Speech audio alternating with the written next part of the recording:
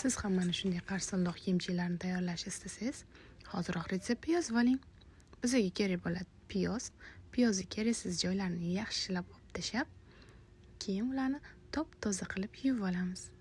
Yuvib olganimizdan keyin bizga tog'oracha kerak bo'ladi. Tog'orachaga solib, ustidan tuzli suv solishimiz kerak. Tuzli suvga 2 osh qoshiq tuz, 2 osh qoshiq soya solamiz. Sizlar 3 qoshiq tuz solsanglar ham bo'ladi.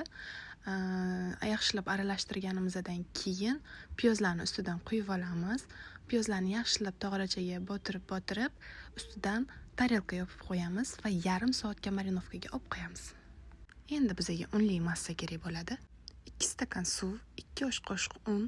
Siz 1 stakan suv hamda 1 qoshiq un qilsangiz ham bo'ladi. Quyuq massa bo'lguncha aralashtirib turamiz.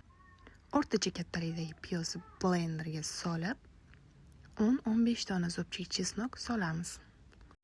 Menda chesnogim kamroq bo'lgani uchun borini sola qoldim. Mana shu ko'rinishda maydalab achchiq sous tayyorlab olamiz. Boshqa idishga piyoz va chesnok solib, 2 osh qoshiq shakar, 1 stakan paprika hamda qalampir aralashtirilganini solib oldim. Juda ham achchiq xush ko'rsangiz, paprika o'rniga qalampir solsangiz ham bo'ladi. Endi unli massani yarmini solib olamiz hamda yaxshilab aralashtiramiz. Menda suyuqroq bo'lib qoldi. Sho'r suvga bo'ktirilgan piyozlarimizni yaxshilab suvga aralashtirib olib, bosib ustidan suvlarini to'kib tashlaymiz. Endi esa ustidan achchiqgina massani quyib, yaxshilab piyozlarni oralariga surtib chiqamiz. Umuman tegmagan joyi qolmasligi kerak. Men har birini yeyishga qulay bo'lish uchun mana shunaqa dumlarini tugib oldim. Sizga ham shunday qilishingizni maslahat beraman. Yeyish uchun olishga oson bo'ladi.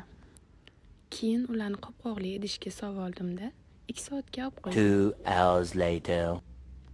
2 soatdan keyin piyozli kimchilarimiz tayyor. Tayyorlab ko'rishingizni maslahat beraman. Juda ham yeyishli bo'ladi.